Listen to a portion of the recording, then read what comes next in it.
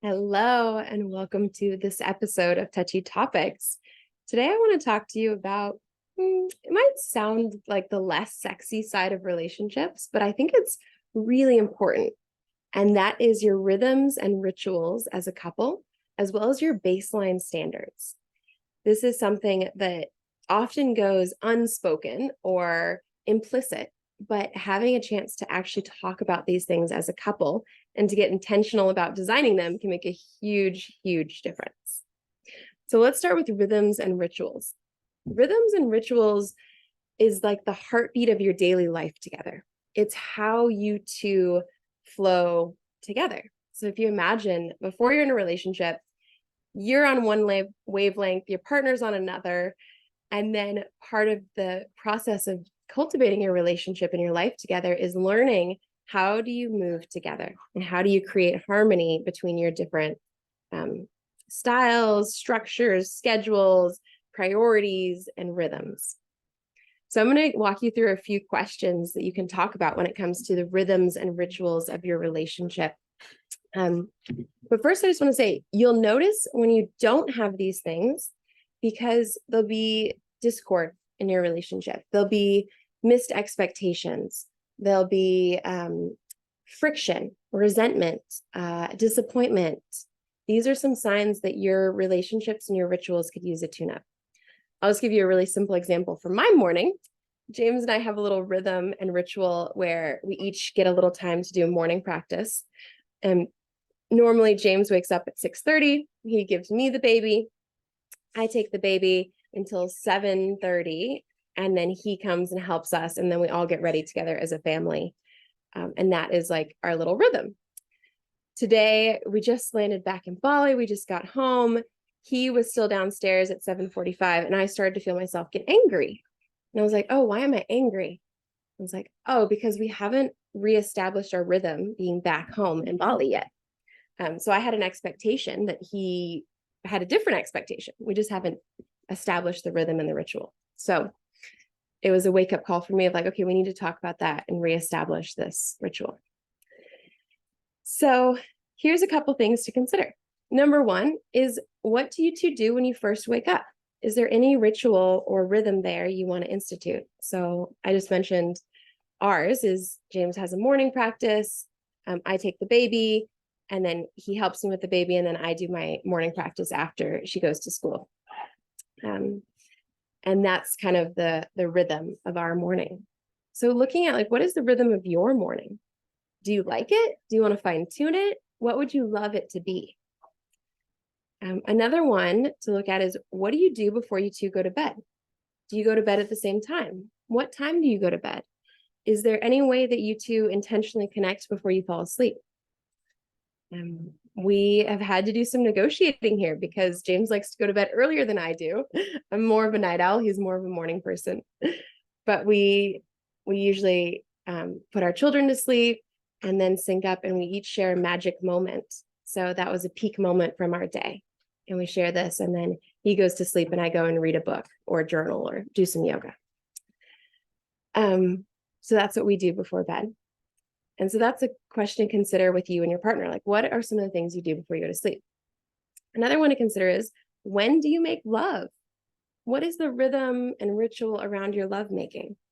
So for some couples, you may have never talked about this. There may be no rhythm and ritual, and you may be not making love very often as a result, or it may be haphazard or feel on the good side, it can feel spontaneous. On the downside, it can not happen or feel like there's a lot of missed communication around sex and lovemaking. So just talking about like, when do you each like to make love? What makes sense for you? You know, early on, we realized afternoons are key for us. I'm not a morning person. He's not a night person, but we can meet in the afternoon. And so if there's a moment when we have a babysitter, we have support, we're like, okay, this is our chance to make love. So having that conversation is really important to get in a rhythm together around your lovemaking. One of the biggest disconnects I see with couples is they're just in different rhythms and expectations around lovemaking and how often and when, and it creates a lot of hurt feelings. So that's one. By the way, have a whole course on lovemaking, the heart of lovemaking. If you want to go deeper, I'll put the link in the show notes. Okay, another thing to talk about is, do you have a regular rhythm of a date night? You know, the classic is go on a date once a week. That might be your rhythm, it might not be, but how often do you want to go on a date? For us, I'd say it's more like every 2 weeks, maybe every 3 weeks, that we actually go out, like get a babysitter and go out together. But having a chat about that can be really helpful. Okay, another one is, do you have a regular rhythm of trips or travel? So if you have the privilege and opportunity to have travel as part of your relationship, what's your rhythm around it? Do you do like a yearly trip together? Do you each do a separate trip each year and then you do one together? Do you do a family trip every couple years? Like what is your rhythm and what do you want it to be when it comes to trips and travel? Like we travel a lot as a family. We probably travel 4 to 5 months a year, and then we spend the rest of the time in Bali. But it's something we schedule the year out about for our trips and our travel.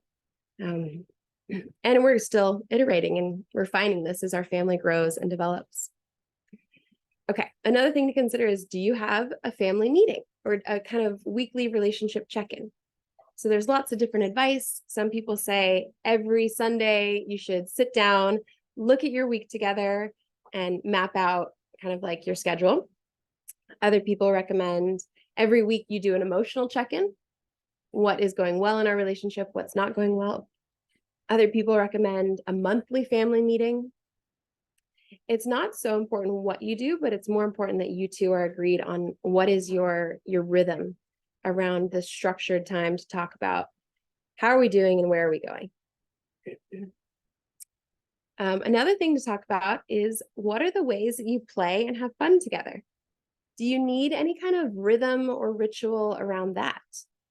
Like maybe Sunday is family day, and so you all carve out Sundays and you go to the beach, or you go rock climbing, or you take turns planning adventures. Like, what are some of the ways that you play and have fun?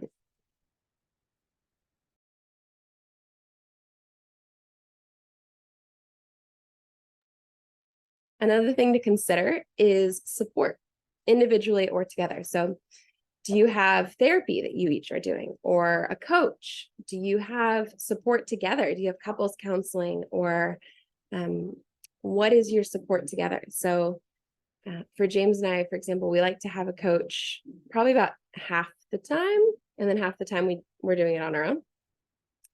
And then we also have individual support. And so talking about that and like what's important to you two when it comes to regular support, and where do you get your emotional support from? Do you have friends? Do you have men's circles or women's circles? Do you have a therapist? Do you have a community space you're a part of? Making sure that you two are resourced individually and together is super important.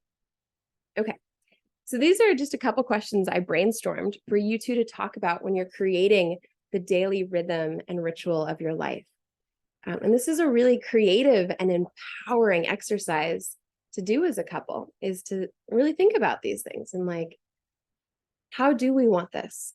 Whether you're brand new and you're just creating these rhythms and rituals, or whether you've been together for years or decades and you've kind of unconsciously fallen into rhythms, but you might want to fine tune them or bring more awareness into some of these spots. So I'll make sure that these questions are in the show notes as well. The other thing I wanted to talk about is baseline standards. This is something that also rarely gets spoken about, but can create so many pockets of resentment and disconnect in a relationship. So if your rhythms and rituals are a bit of like your aspiration as a couple, your baseline standards is like the foundation. It's like, what are we expecting from each other, and what will we not tolerate from each other? It's almost, you can almost think about the first section as like the feminine creativity side of your relationship, and this is like the masculine discipline or boundaries of your relationship. So a couple things to consider when we're talking about baseline standards. One is like, what kind of behaviors are not acceptable in fights? So say you're both triggered and exhausted and sleep deprived, and even in that state, what is not acceptable? So for you, it might be name calling, it might be physical abuse, it might be throwing things or breaking things. It might be name calling, yelling. It might be fighting in front of the children. What is really important to you on these baseline standards? And what will you do if the standard is broken? Because, when you're fighting, nobody's at their best.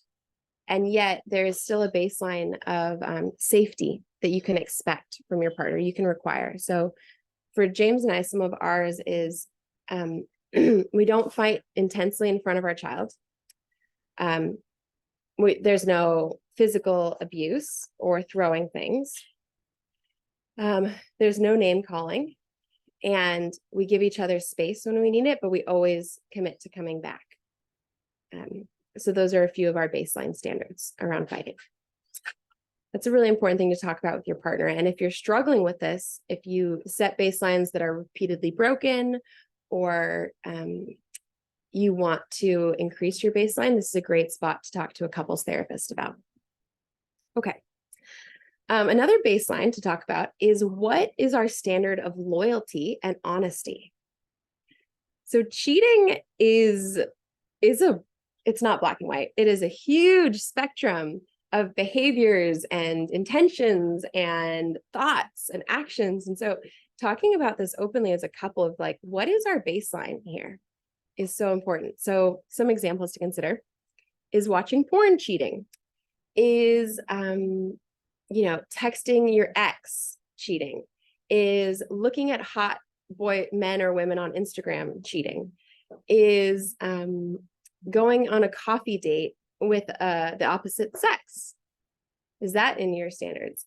And some of these you might be like, of course that's fine. Or for some of you, you're like, no, that's not fine at all. Right? And these are things that we don't often talk about, but can create a lot of hurt. So it's not enough to say, okay, we didn't have sex, it's not cheating. Right? There's a whole spectrum of this. And every couple is different. Like some couples are okay with much broader range of flirtation and interaction, and flirtatious energy. And some couples are really strict on the type of monogamy that they expect from each other. And this might take some fine tuning, right? And it might take some emotional conversations to get to like, what is our baseline standard of loyalty to each other and the honesty that we expect from each other. I was watching a show last night, and in the show, they're married, they're trying for a baby, and the guy goes out to the picnic with one of his students, and they're like sitting on the lawn drinking a beer, like kind of close in conversation, and nothing happens, right? But she says, "Where are you?" And he says, "Oh, I'm just working late." And my whole body's like, I would hate that. I would hate that, because to me, that doesn't feel loyal. And it wouldn't meet my baseline expectations for loyalty. But some couples, that would be fine. So really getting curious for yourself about like, where are my expectations here? Okay. Other things to talk about. How long do you go without having sex? So it's one thing to say, we prioritize intimacy and it's important to us, but what is your baseline and how long you're willing to go without making love or without being intimate? So for James and I, we decided like 4 to 5 days is like the maximum amount of time that we will go without being intimate. And being intimate could be as simple as like, we're going to make out for 2 minutes. Or it could be, I'm going to go down on you for 10 minutes and then we're going to go to bed or whatever. But that's our baseline, is because we know when we go longer than that, it has a really negative impact on our relationship. So what's yours as a couple? Is it that you won't go longer than a week without having sex? Is it that you won't go longer than a month without being intimate of some kind? What is your baseline expectations around intimacy? And getting on the same page about that is really important. And that's one of the things I see with couples that it's been, weeks or months since they've made love is they don't have a baseline. There is no minimum standard of intimacy in their relationship. And so things tend to fall to the minimum standard. Okay, much more I could say on this, but I'm going to stop there. Okay, two other things. One is, how long do you harbor resentments? So if you got hurt about something, you got upset, you got triggered, how long will you hold on to that without saying anything to your partner? That's a really important baseline standard for yourself and for your partner, because it creates distance in the relationship. And not everything has to be talked about immediately. Some things do need a little internal processing, or maybe you work with a coach or a therapist on it, or maybe you journal about it. But how long, when do you bring it back? Do you bring it back immediately? Do you bring it back within a few days? Talking about that's really important. Because one of the things that brings couples apart over the long term is harboring these little hurt moments or resentments and not talking about them, and then having it slowly drifting apart. All right. And then the last baseline standard is, how do you deal with substances? What are your expectations around substances, addictions? Yeah. So alcohol is one, drugs, social media can also be one, or shopping, or anything you use to numb out. How do you two feel about it? Because it's not necessarily bad, right? We all at some point need a moment to just check out and numb out. The world can be harsh, it can be intense. And so it's really natural and normal to want to numb at different times. But if this becomes a problem in your relationship when you have missed expectations. So for some couples, they might have a glass of wine every night, and that's just their rhythm. There's the ritual. It's great. But their baseline standard is like, we don't get drunk every night. We just have a glass of wine, right? Okay, that's cool. For other couples, it might be, one couple wants to have that glass of wine every night, but the other person in the relationship feels like that's way more drinking than I'm comfortable with. Okay? That's an important conversation to have, an important thing to work through as a couple. We recently worked with a couple who were having this conversation around recreational drugs. And when do you use them? When do you not? What can you count on each other for when it comes to that? And it's really important. Okay, so I hope I gave you some good questions to reflect on and to think about, and both the feminine creative side of designing your rhythms and your rituals for your life, as well as kind of like the masculine boundaries side of your relationship and how you two work together. And when you put the two together, you have the containment of the boundaries or the minimum standards with the creative expression of your own rhythm and ritual. So please do let me know how this goes. Feel free to reach out to me on Instagram at any time. You can send me a message. If you want to go deeper into my work, there's the links to my website in the show notes. And if you love this episode, leave me a review. I love to hear from you guys. Okay, big hugs. Take care.